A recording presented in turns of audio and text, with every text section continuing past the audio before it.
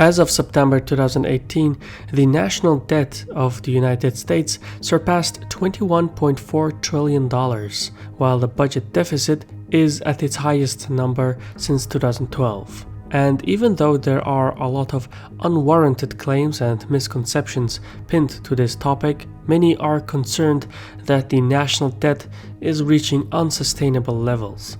To get to the bottom of this, we must subtract fact from fiction and go over the fundamentals of America's sovereign debt. I'm your host Shirvan and welcome to Caspian Report. The national debt that the federal government owes can be split in two segments. The first is debt held by the public. This is what the government owes to buyers of the US Treasury notes, bonds, and bills. The buyers come in all shapes and forms, but in general, the public debt can be further dissected in two components: foreign and domestically held debt. With a total of $6.2 trillion in securities, foreign governments are the largest public debt holders. China and Japan, for instance, each hold $1.1 trillion and $1 trillion in foreign holdings respectively. Much has been said about the US debt to China, with many outlets claiming that Beijing holds the debt as a tool to shape the behavior of Washington. In truth, this isn't so. By holding US securities, China artificially keeps its own currency weak relative to the dollar. This helps to keep export prices low and thereby boosts economic growth in the mainland of China. Should Beijing call in its debt, the value of the dollar would collapse, which would plunge the global community into an economic crisis, but this would hurt China as much as everyone else. Thus, for now, to ensure growth, Beijing must continue to hold US debt. The second component of public debt is held by domestic non-government investors. The largest of these is the Federal Reserve, to which the federal government owes $2.4 trillion. Most of this debt emerged between 2007 and 2014, when the Federal Reserve purchased about $2 trillion in Treasury securities. At the time, such quantitative easing was necessary to lower interest rates and escape the ongoing recession. Having said that, by purchasing securities from its member banks, the Federal Reserve converted debt to credit and put money back into circulation. In other words, money was generated out of thin air, which disrupts the money supply in the long term. Beyond China and the Federal Reserve, the list of public debt holders includes US citizens, local governments, international investors, insurance companies, banks, etc. All in all, about $15.7 trillion of the total $21.4 trillion debt is held by the public. That's about 2/3 of the total sum. The remaining debt of $5.7 trillion falls under the category of intragovernmental debt, which is what the federal government owes to its federal agencies. Some of the largest of these departments includes the Social Security Trust Fund, the Federal Disability Insurance Trust Fund, the Office of Personnel Management Retirement, and the Military Retirement Fund. Trust funds like these ensure pensions for citizens, and they form the largest owners of intragovernmental debt. Collectively, the federal government owes these four agencies a sum of $4.4 trillion. How this came to be is that these agencies held surpluses from payroll taxes and invested in government bonds. What's important to understand here is that these treasury bonds will inflate as baby boomers will retire over the next 2 decades. So as these trust funds redeem their bonds and notes for money, future taxpayers will have to repay these loans one way or another.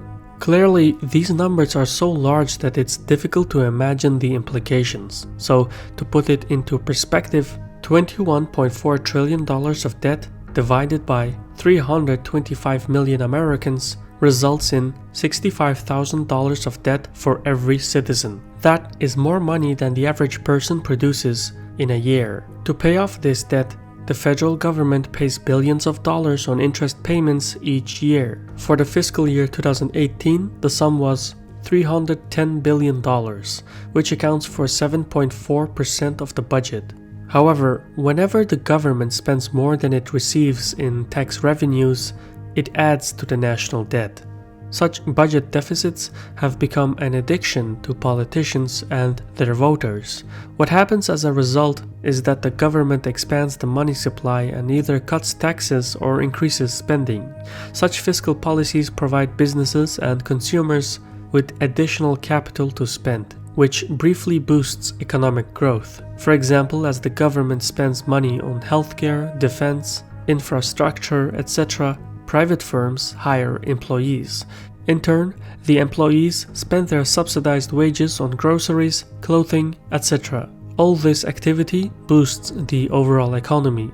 Nevertheless, the national debt has grown significantly over the years, and as things stand today, there are only 3 effective ways to reduce it. The government can either cut spending, raise taxes, or increase economic growth. However, all 3 options have their own pitfalls. First, the US Congress could reduce spending.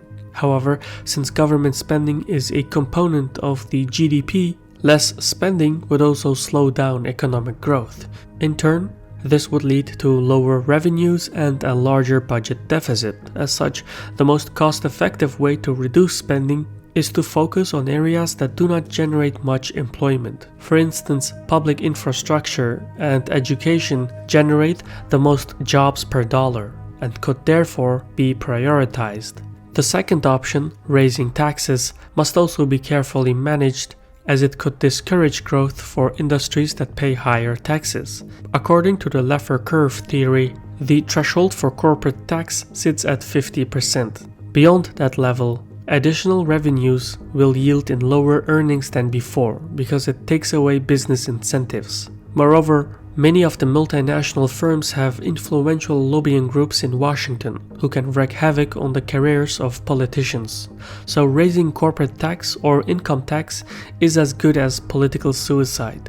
Option number 3 is to stimulate economic growth at a faster rate than the debt. Meaning, if one cannot reduce spending or raise taxes, then the only alternative is to increase the GDP. By doing so, the debt-to-GDP ratio would decrease simultaneously. However, the trouble with this plan is that no one in Congress agrees how to stimulate economic growth. Republican lawmakers believe that lower taxes will boost growth, while Democrats argue that increased spending is the solution. In practice, both policies boost the debt more than the GDP, and the debate concerning growth is very much a political process that is often split along partisan lines. The only way to truly reduce the national debt is to enact and attune all 3 options. This, however, would require political will and nationwide commitment. Effectively, it means that debt is infused to economic growth to such an extent that the two have a symbiotic relationship. Thus, rather than balancing the budget, the federal government finances the deficit by issuing bonds, which is an attractive and reliable form of investment for many creditors. Today, the budget deficit has reached its highest number since 2012. The sovereign debt of $21.4 trillion sits at a debt-to-GDP ratio of 104%. This of course includes the intragovernmental debt of 5.7%, but the debt-to-GDP ratio is an instrument to measure a nation's ability to pay off its debts. With such high numbers, many are questioning how much debt is just too much.